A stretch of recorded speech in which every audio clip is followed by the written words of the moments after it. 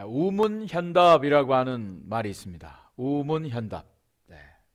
어리석은 질문에 지혜로운 답변이라는 뜻이죠. 예수님께 사람들이 와서 질문을 하는데 조금은 어리석은 질문이었습니다. 그런데 예수님은 바르게 더 지혜롭게 그들의 입을 다물게 하는 답변을 하셨죠. 질문의 중요성이 있습니다. 여러분, 학교 다닐 때도 공부 잘하는 학생들이 잘하는 것이 바로 이 질문을 잘하는 겁니다. 질문을 잘해야 돼요. 질문을 잘할 때 선생님으로부터도 칭찬도 받고 사랑도 받고 공부도 잘하는 모습을 보게 됩니다. 문제 해결의 출발점은 솔루션이 아닙니다. 질문입니다. 질문을 어떻게 하느냐에 따라서 문제의 해결과 함께 더 좋은, 예기치 못한 아주 정말 기가 막힌 해결책들을 찾을 수가 있죠. 소크라테스가 이런 얘기를 했습니다. 인간이 가지고 있는 탁월함 중에 최고의 형태는 바로 자기 자신과 다른 사람에게 질문을 던질 수 있는 것이다. 참 일리가 있는 말이라고 생각되어집니다. 현대 경영의 아버지라고 하는 피터 드러커라고 하는 사람이 질문이 없으면 통찰도 없다.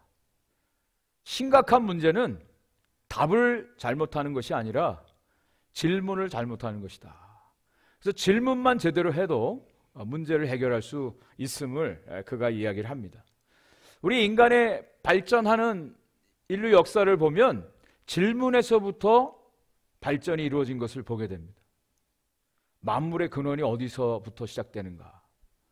또 우리가 알고 있는 이 지식이 진리라고 하는 것을 어떻게 확신할 수 있는가? 우리 인간이 얼마만큼 빠른 속도로 악마와 같은 존재가 될 수 있는가? 또 세상이 발전하고 진보하는데 왜 이 세상은 더 행복하지 못할까? 세상은 발전하는데 세상에 가난한 사람들은 왜 더 많아지는가? 이런 질문들을 통해서 이 세상이 발전해 왔습니다. 여러분, 질문을 잘 하기 위해서는 방해되는 5가지 요소를 제거해야 됩니다. 그 질문을 방해하는 5가지 요소가 뭐냐면, 첫 번째로는 두려움이에요. 두려워서 질문을 못해요. 두 번째로는 내가 갖고 있는 지식, 세 번째로는 편견, 네 번째로는 오만함, 그리고 5번째는 시간. 시간 없는데 그냥 가지. 그래서 중요한 것을 놓치는 경우들이 있다고 하는 것이죠.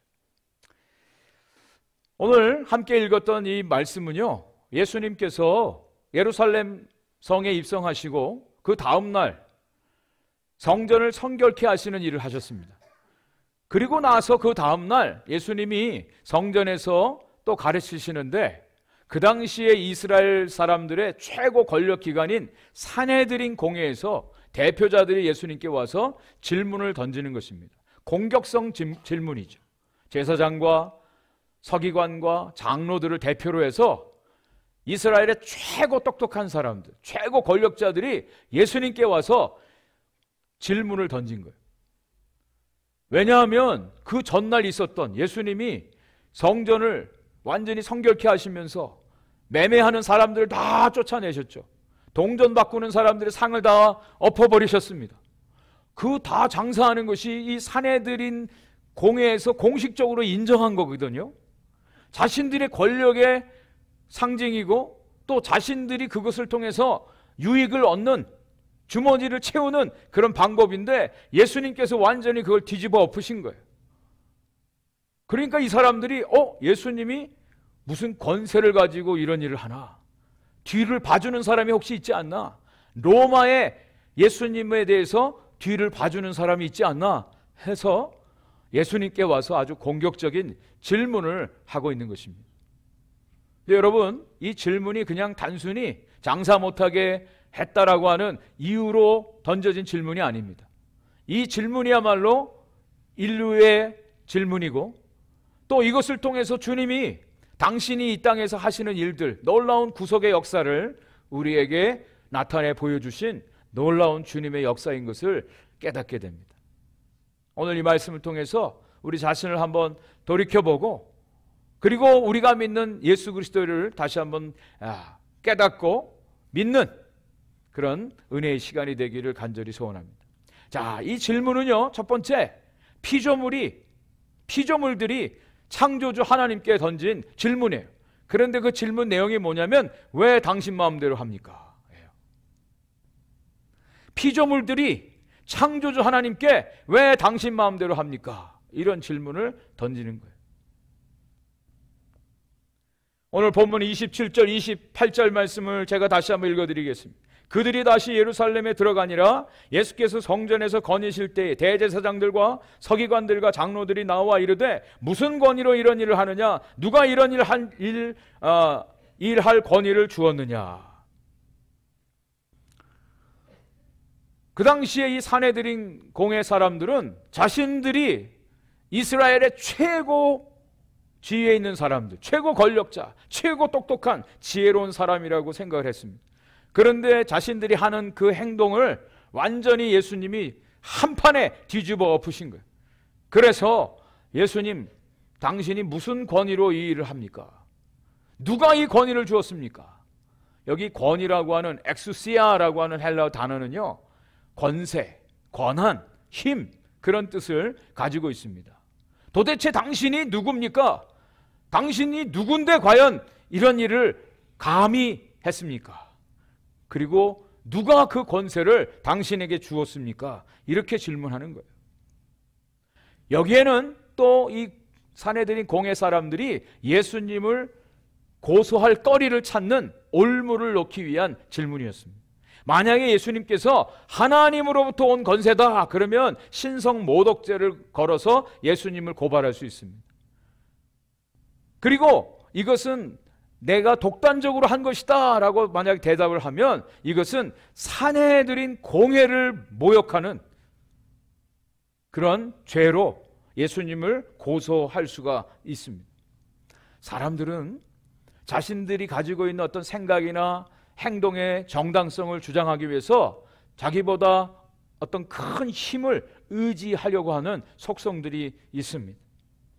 세상에 정치하는 사람들 보면 다 이 정치 권력을 가지고 등에 업고 말을 하죠. 어떤 사람들은 세상의 인맥을 가지고 자기가 행동을 해 나갑니다. 어떤 사람들은 자기가 갖고 있는 경제적인 힘을 가지고 자신의 행동을 정당화하기도 하죠. 어떤 사람들은 전통을 가지고 하기도 해요. 어떤 사람들은 종교적인 어떤 조직을 가지고 자신들의 행위나 자신들의 어떤 행동을 정당화하려고 하죠. 그 당시에 유대인들에게 있어서 가장 중요한 권력, 힘은 뭐냐면 바로 토라였습니다. 율법. 그리고 그들이 또 가지고 있던 가장 큰 힘이 뭐냐면 전통이라고 하는 것이죠. 전통. 또 하나는 성전이었습니다. 성전. 하나님께 제사 드리는 그 성전. 그래도 자기들은 하나님께 제사를 드리는 하나님의 백성이라고 하는 그런 자부심을 가지고 있었어요. 그것에 대한 아주 든든한 백을 이들이 스스로가 가지고 있었습니다.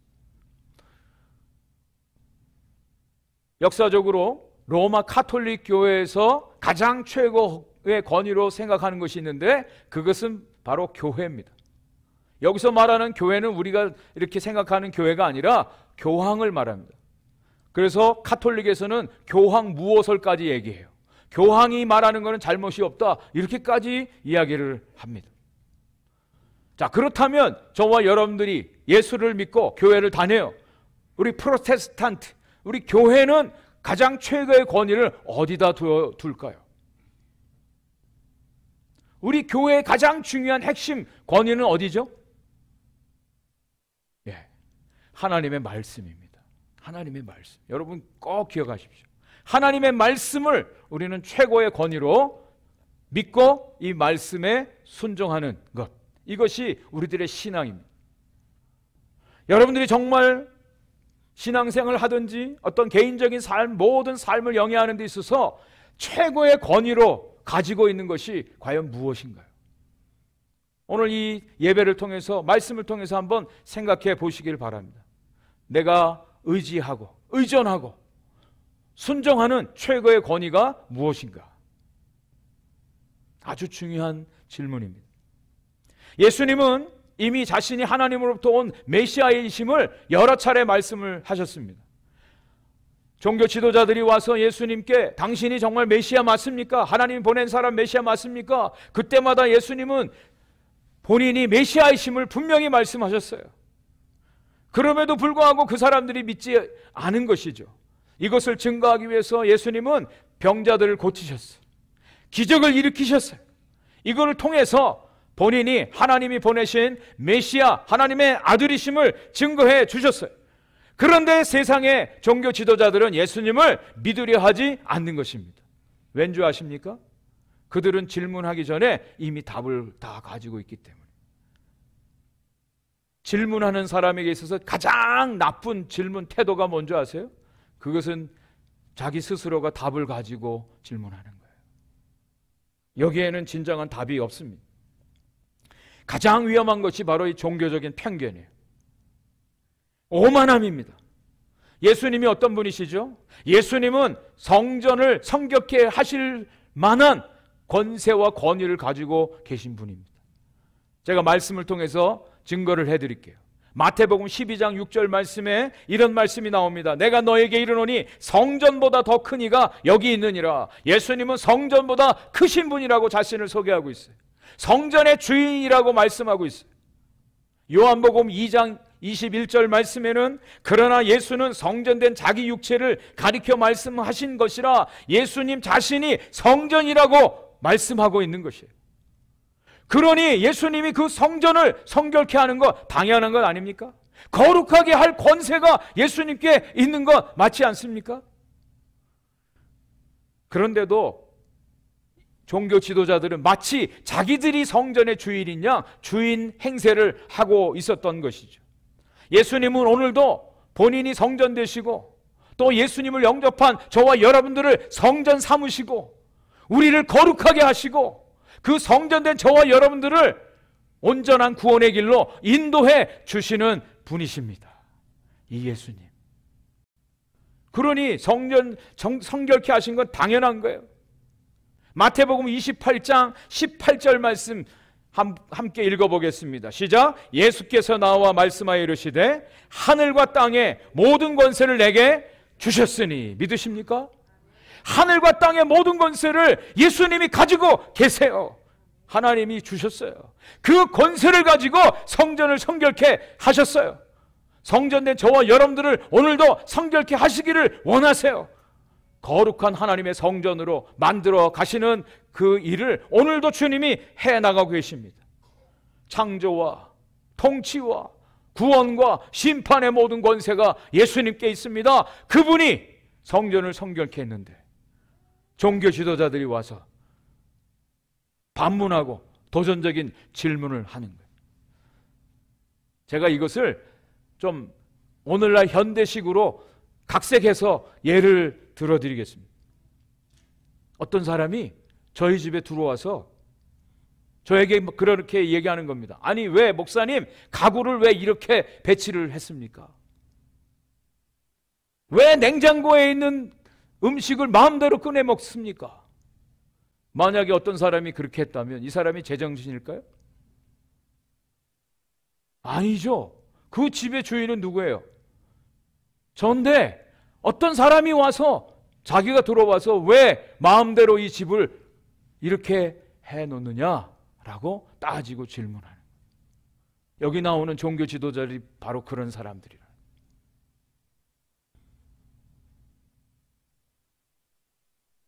저와 여러분들이 정말 예수 그리스도가 온 우주 만물의 창조주시고 주인이심을 믿으십니까?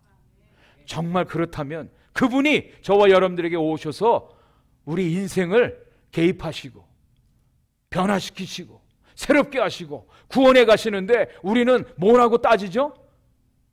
주님, 아니 왜 당신 마음대로 내 인생을 이렇게 만들죠? 제 인생을 왜 하나님 마음대로 왜 이렇게 어려움 가운데로 인도하십니까? 좀 편하게 순탄하게 잘 살게 왜 이렇게 안 하고 왜 이런 어려운 일을 주십니까? 그렇게 질문하는 것 똑같아요. 오늘 이 말씀을 통해서 저와 여러분들이 분명히 깨달을 수 있기를 바랍니다. 저와 여러분들의 인생도 우리의 것이 아닙니다. 우리의 인생도 다 주님의 것인 줄 분명히 믿으시기 바랍니다. 이걸 믿는 거예요. 이걸 고백하는 거예요. 이것이 바로 그리스도인입니다.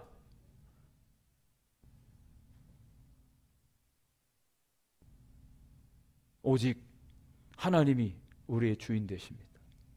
우리 인생을 얼마든지 당신의 뜻대로 새롭게 하실 수 있는 권한이 주님께 있습니다. 변화시킬 수 있는 권한이 주님께 있습니다. 구원하실 수도 있고 심판하실 수도 있는 권한이 주님께 있습니다. 이것을 믿음으로 고백하고 주 앞에 무릎 꿇는 것, 이것이 신앙입니다. 그런 질문 앞에 예수님이 조금도 당황하지 아니하시고 주님이 반격하시는 장면이 나옵니다. 오늘 본문 29절부터 한번 읽어보겠습니다. 예수께서 이르시되 나도 한 말을 너에게 물으리니 대답하라. 그리하면 나도 무슨 권위로 이런 일을 하는지 이르리라. 요한의 세례가 하늘로부터냐 사람으로부터냐 내게 대답하라. 그들이 서로 의논하여 이르되 만일 하늘로부터라 하면 어찌하여 그를 믿지 아니하였느냐 할 것이니 그러면 사람으로부터라 할까 하였으나 모든 사람이 요한을 참 선지자로 여김으로 그들이 백성을 두려워하는지라. 예수님이 질문에 답을 해주시는 대신에 오히려 질문을 던지시는 거예요. 내가 한 가지 너희들에게 질문하겠다. 이거 답하면 내가 대답해 주겠다. 피조물인 인간들이 창조주 하나님 앞에 막 질문을 던졌어요. 근데 이번에는 하나님이 피조물에게 질문하시는 거예요. 이런 장면이 어디 나오냐? 욥기에 나옵니다.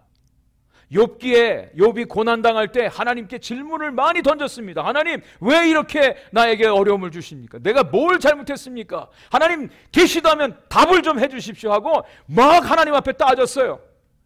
그런데 막판에 하나님이 짜잔 나타나시고 욥에게 질문하기 시작하셨어요. 너가 누군데 이런 질문을 하느냐? 이 온 세상 만물이 지어질 때 내가 있었느냐? 이 세상의 모든 이치를 내가 아느냐? 욥은 한 말도 대답할 수가 없었어요. 마치 그와 같은 장면이지. 예수님이 질문하신 내용은 요한의 세례가 하늘로부터냐 아니면 사람으로부터냐? 대답해라. 이 사람들은 율법의 전문가들입니다. 아주 빠삭한 사람들이에요. 너무나 잘 알고 있는 똑똑한 사람들이에요. 그런데 답을 할 수가 없습니다. 진퇴양난입니다. 자기들끼리 수근수근 많이 의논했지만 답을 찾을 수가 없어요. 왜냐하면 이렇게 대답해도 걸리고 저렇게 대답해도 걸리는 거예요. 오히려 역전당한 겁니다. 만약에 요한의 세례가 하늘로부터 온 것이다 라고 말하면 왜 세례 요한을 믿지 않느냐, 이렇게 공격을 당할 수가 있어요. 근데 여기에는 더 놀라운 사실이 담겨져 있습니다. 세례 요한이 한 일이 무엇이죠? 세례 요한은 예수 그리스도를 증거했습니다. 예수님이 메시아고 유일한 구세주라고 하는 사실을 증거한 사람이 세례 요한이에요. 세례 요한의 세례가 하늘로부터 온 것이다 라고 그것을 인정하는 순간 그것은 예수님을 인정하는 거예요. 예수님이 메시아라고 하는 것을 인정하는 내용이라는 겁니다. 마태복음 3장 11절에 세례 요한이 이렇게 말합니다. 나는 너희로 회개하기 위하여 물로 세례를 베풀거니와 내 뒤에 오시는 이는 나보다 능력이 많으시니 나는 그의 신을 들기도 감당하지 못하겠노라. 그는 성령과 불로 너희에게 세례를 베푸실 것이요. 세례 요한이 한 일은 예수님 나타내는 거예요. 세례 요한을 인정하면 예수님도 인정해야 되는 거예요. 반대로 세례 요한의 세례가 사람으로부터 온 것이다 라고 말하면 세상 사람들이 지금 세례 요한을 참 선지자로 알고 있는데 여기에 반하기 때문에 돌에 맞을 위기 가운데 처하게 되는, 이 사람들이 예수님께 골탕 먹이기 위해서, 고소하기 위해서 와서 질문했는데 오히려 역전을 당해서 이 사람들이 이렇게 대답도 못하고 저렇게 대답도 못하고 안절부절 못하는 상황이 벌어진 것입니다. 무엇을 말합니까? 이 사람들은 종교 지도자들이었어요. 그런데 허울 좋은 종교 지도자들이었어요. 하나님을 믿는다고 했지만 하나님을 믿지 않는 불신앙의 사람들이었어요. 사람을 두려워하는 사람들이었어요. 거짓 종교 지도자들이었습니다. 하나님 믿지 않는 사람들이었어요. 이것이 발각된 겁니다. 이것이 폭로된 것입니다. 오늘날에도 많은 사람들이 예수님을 믿는다고 하지만 믿지 않아요. 그런데 어느 날 그런 것들이 발각됩니다. 여러분, 선택의 결단의 시간이 반드시 오게 되어 있습니다. 저는 이것을 잘 설명해 주는 한 사람의 책의 내용을 소개를 해드리고 싶어요. C.S. 루이스라고 하는 사람이에요.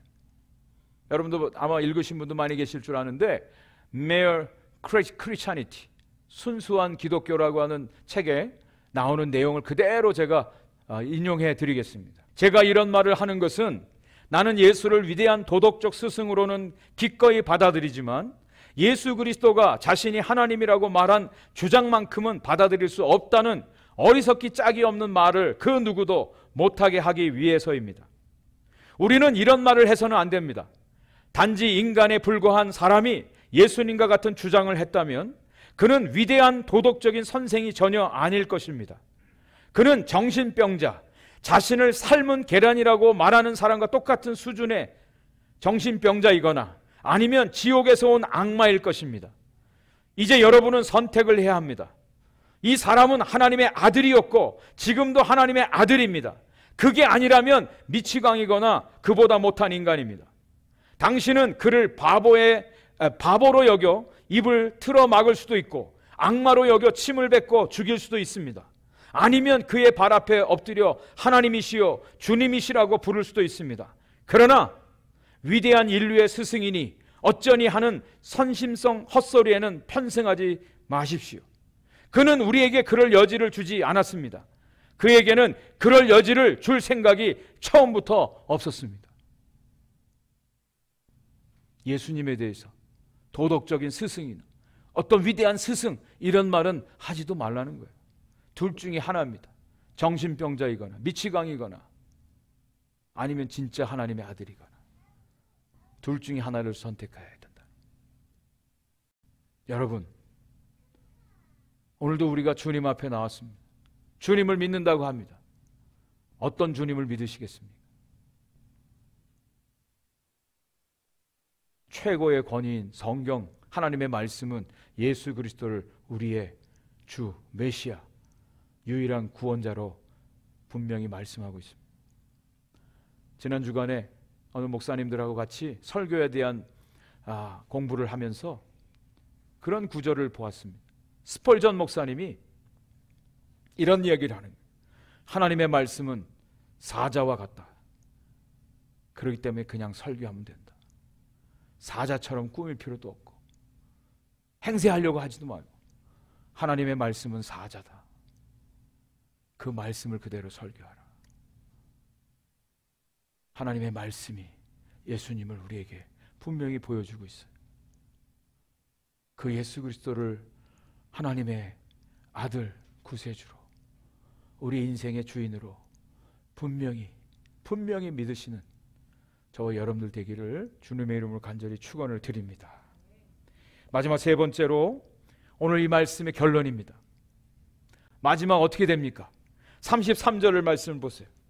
이에 예수께 대답하여 이르되 우리가 알지 못하노라 하니 예수께서 이르시되 나도 무슨 권위로 이런 일을 하는지 너희에게 이르지 아니하리라 하시니라. 이 종교 지도자들이, 그 똑똑한 사람들이 결론이 뭔 줄 아세요? We don't know. 우리는 모릅니다. 궁색한 대답이었죠. 얼굴이 뜨뜻해지는 그런 대답이었습니다. 근데 우리는 여기서 놀라운 하나님의 섭리를 발견을 하게 됩니다. 이 사람들이 어떤 사람들이었습니까? 율법의 전문가 아닙니까? 종교에 탁월한 사람들이, 모든 걸 다 알만한 사람들이, 경험도 많은 사람들이, 권력도 있는 사람들이에요. 그런데 이 사람들의 대답은 세례 요한이 누군지 모르겠다. 더 나아가서 세례 요한이 증거한 예수님도 모르겠다. 이게 정답이죠. 모르는 게 정답이죠. 우리가 예수님을 아는 것은요, 세상의 지식으로는 절대 알 수 없는 것입니다. 우리가 예수를 아는 것은요, 우리의 경험으로는 절대로 알 수 없는 것입니다. 우리가 예수 그리스도를 아는 것은 우리의 지혜로는 절대로 알 수 없는 것이라는 거예요. 예수님께서 자신에 대해서 말씀하시면서 이렇게 말씀하셨어요. 마태복음 11장 25절부터 27절까지. 그때 예수께서 대답하여 이르시되 천지의 주제이신 아버지여, 이것을 지혜롭고 슬기 있는 자들에게는 숨기시고 어린 아이들에게는 나타내심을 감사하나이다. 옳소이다. 이렇게 된 것이 아버지의 뜻이니이다. 내 아버지께서 모든 것을 내게 주셨으니 아버지 외에는 아들을 아는 자가 없고 아들과 또 아들의 소원대로 계시를 받은 자 외에는 아버지를 아는 자가 없느니라. 지식이 있고 경험이 있고 권력이 있고 이런 사람들이 예수님을 알 수가 없대요. 오직 어린아이같이 순전하고 연약하고 겸손한 자들이 예수님을 알게 된다라고 주님이 말씀하고 있는 거예요. 저와 여러분들이 예수님을 어떻게 알게 되었습니까? 어떻게 알고 믿게 되었습니까? 우리의 능력으로, 우리의 지식으로, 우리의 경험으로, 우리의 지혜로 예수님을 알 사람이 한 사람도 없습니다. 오직 하나님의 은혜로 우리가 예수님을 알게 되었고 예수님을 믿게 되었음을 분명히 믿습니다. 하나님의 은혜요. 하나님의 은혜 아니고는 알 수가 없어요. 여기에 대해서 사도 바울이 아주 정확하게 묘사를 한 내용이 고린도전서에 나옵니다. 우리가 요즘에 고린도전서를 묵상하고 있지 않습니까? 얼마나 큰 은혜가 되는지 몰라요. 고린도전서 1장 21절에 하나님의 지혜에 있어서는 이 세상이 자기 지혜로 하나님을 알지 못하므로 하나님께서 전도에 미련한 곳으로 믿는 자들을 구원하시기를 기뻐하셨도다. 세상의 지혜로는 예수님을, 하나님을 알 사람이 한 사람도 없다. 그래서 전도에 미련한 것으로 예수님을 알게 하셨고 예수님을 믿게 하셨다고 말씀합니다. 고린도전서 1장 30절 말씀에 예수님은요, 지혜요, 의로움이요, 거룩함이요, 구원함이 되셨다라고 말씀하고 있어요. 예수님이 하나님의 지혜래요. 예수님이 하나님의 구원이래요. 예수님이 하나님의 의여, 하나님의 거룩하시며. 그래서 사도 바울이 결심한 게 있어요. 나는 이제 오직 예수 그리스도와 예수님이 달려 죽으신 십자가 외에는 아무것도 알지 않겠노라. 이런 결단을 한 거예요. 그것이 하나님의 지혜인 것을 깨달은 사람은 이렇게 고백하는 거예요. 예수 그리스도를 아는 것이 하나님의 지혜입니다. 하나님의 놀라운 구원의 역사가 여기에 담겨져 있습니다. 이것을 알 수 있는 유일한 방법은 오직 하나님의 성령을 통해서 우리가 그것을 깨닫게 돼요. 고린도전서 2장 12절 말씀입니다. 같이 한번 읽겠습니다. 시작. 우리가 세상의 영을 받지 아니하고 오직 하나님으로부터 온 영을 받았으니 이는 우리로 하여금 하나님께서 우리에게 은혜로 주신 것들을 알게 하려 하심이라. 아멘. 하나님의 영이 아니고서는 예수님을 알 자가 없어요. 하나님의 영이 우리에게 임해서 우리가 예수님을 깨닫게 된, 예수님을 알게 된 거예요. 예수님을 믿게 된 것입니다. 모든 것이 하나님의 은혜예요. 이 예수님을 바로 아는 것이 구원이래요. 영생이래요. 요한복음 17장 3절 말씀을 보세요. 영생은 곧 유일하신 참 하나님과 그가 보내신 자 예수 그리스도를 아는 것이니이다. 그 예수를 알아야 그게 구원이래요. 그게 영생이래요. 세상의 실력으로는, 세상의 지혜로는, 세상의 권력으로는, 세상의 어떤 힘으로는 알 수 없는데 주님이 우리에게 그 예수님을 알게 해주셨다는 거예요. 예수님은 하늘의 권세를 가지신 분이에요. 하나님의 권세를 가지신 분이에요. 그걸 가지고 사람들을 공격하거나 사람들을 자기 멋대로 하지 않으셨어요. 대신에 무슨 일을 하신 줄 아세요? 저와 여러분들에게 당신을 나타내 주시고 그 예수님을 알게 하셨어요.